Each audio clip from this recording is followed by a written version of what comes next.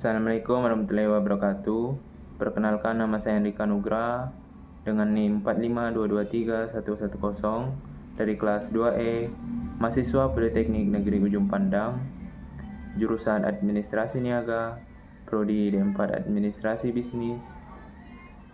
Pada kesempatan kali ini, saya akan mempresentasikan tentang Bank Syariah. Pokok pembahasan. Di sini saya mengambil 7 pokok pembahasan. Yang pertama, pengertian bank syariah. Yang kedua, sejarah bank syariah di Indonesia. Yang ketiga, ciri bank syariah. Yang keempat, fungsi perbankan syariah. Yang kelima, produk bank syariah. Yang keenam, prinsip perbankan syariah. Dan yang ketujuh, perbedaan bank syariah dengan bank konvensional. Pengertian bank syariah. Bank syariah adalah lembaga keuangan yang menjalankan kegiatan usaha perbankan berdasarkan prinsip-prinsip syariah Islam. Bank ini tidak menggunakan sistem bunga atau riba, melainkan menerapkan sistem bagi hasil, jual beli, dan sewa.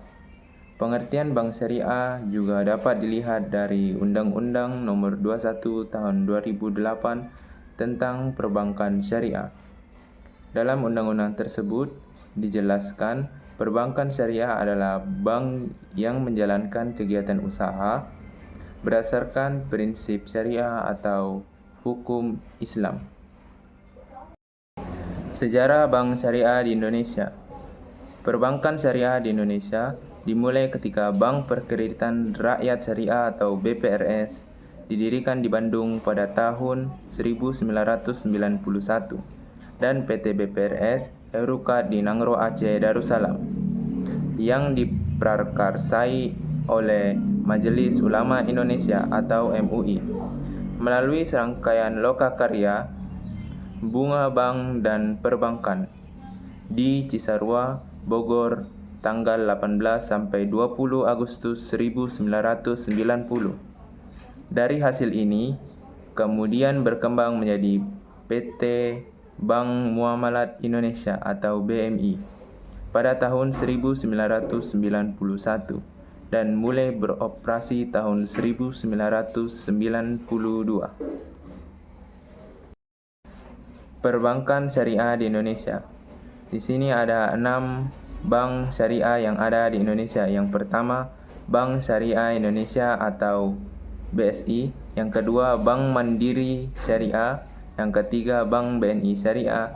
Yang keempat, Bank BRI Syariah. Yang kelima, Bank Mega Syariah. Dan yang keenam, Bank Panin Syariah. Ciri bank syariah. Di sini ada 5 ciri bank syariah. Yang pertama, pengelolaan dana sesuai prinsip syariah. Yang kedua, nisbah sebagai pengganti bunga. Yang ketiga, memiliki dewan pengawas syariah. Yang keempat, mengutamakan prinsip keadilan. Dan yang terakhir, tidak adanya spekulatif pada transaksi keuntungan. Fungsi perbankan syariah. Yang pertama, ada fungsi penghimpunan dana. Dalam hal penghimpunan dana, terutama dana mudharabah, bank syariah bertindak sebagai sahibul mal atau manajer investasi dari kumpulan dana nasabah. Yang kedua, fungsi pemilik dana. Kegiatan investasi yang dilakukan oleh bank syariah harus dilakukan pada sektor yang produktif dan minim risiko. Yang ketiga, fungsi penyediaan jasa keuangan. Jasa keuangan yang disediakan seperti layanan transfer, clearing, inkaso, payroll, dan bunga garansi. Yang keempat, fungsi sosial. Sebagai lembaga baitul mal, di mana perbankan syariah dapat menerima dana yang berasal dari donasi dan amal atau zakat, infak, sedekah, wakaf, dan hibah nasabahnya. Prinsip perbankan syariah. Prinsip hukum Islam melarang unsur-unsur di bawah ini dalam transaksi-transaksi perbankan tersebut. Yang pertama, perniagaan atas barang-barang haram. Yang kedua, bunga atau riba. Yang ketiga, perjudian dan spekulasi yang disengaja atau maisir. Serta yang terakhir, ketidakjelasan dan manipulatif atau gharar.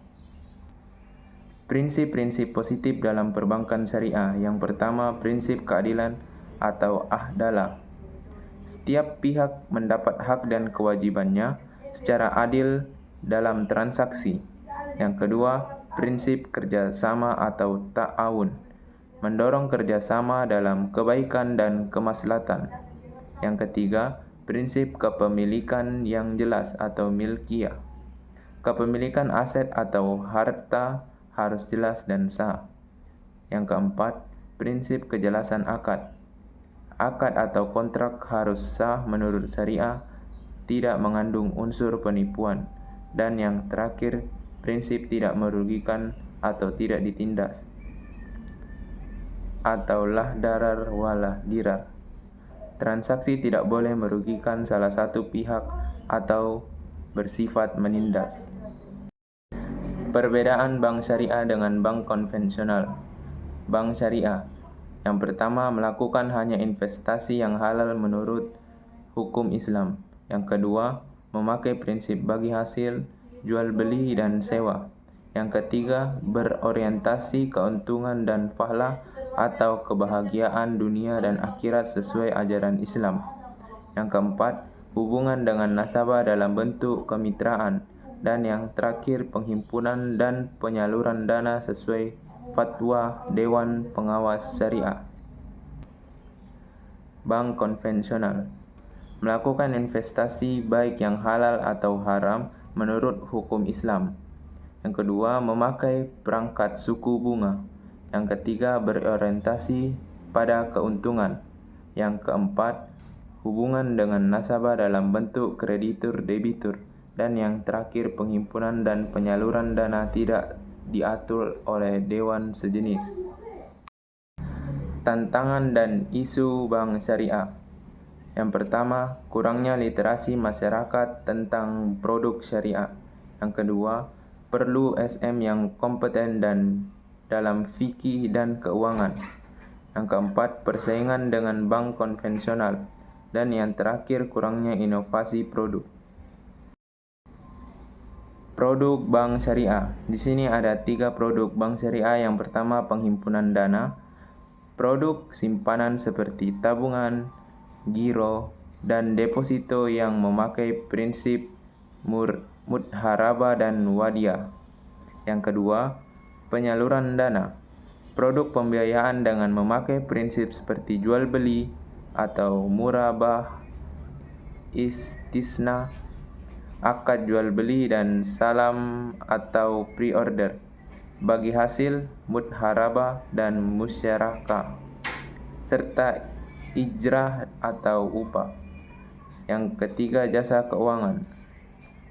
Produk bank syariah dengan memakai prinsip syariah seperti wakalah, kafalah atau asuransi, sarf atau jual beli valuta asing, dan hawalah pemindahan utang.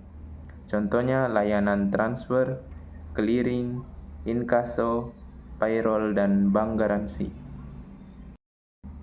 Kutipan motivasi. Dengan prinsip keadilan dan tanggung jawab, bank syariah menjadi jalan menuju ekonomi yang lebih manusiawi. Ahmad Pratama. Demikianlah presentasi yang dapat saya sampaikan. Bila ada kesalahan kata, saya mohon maaf. Semoga presentasi ini bisa bermanfaat. Saya akhiri. Assalamualaikum warahmatullahi wabarakatuh dan terima kasih.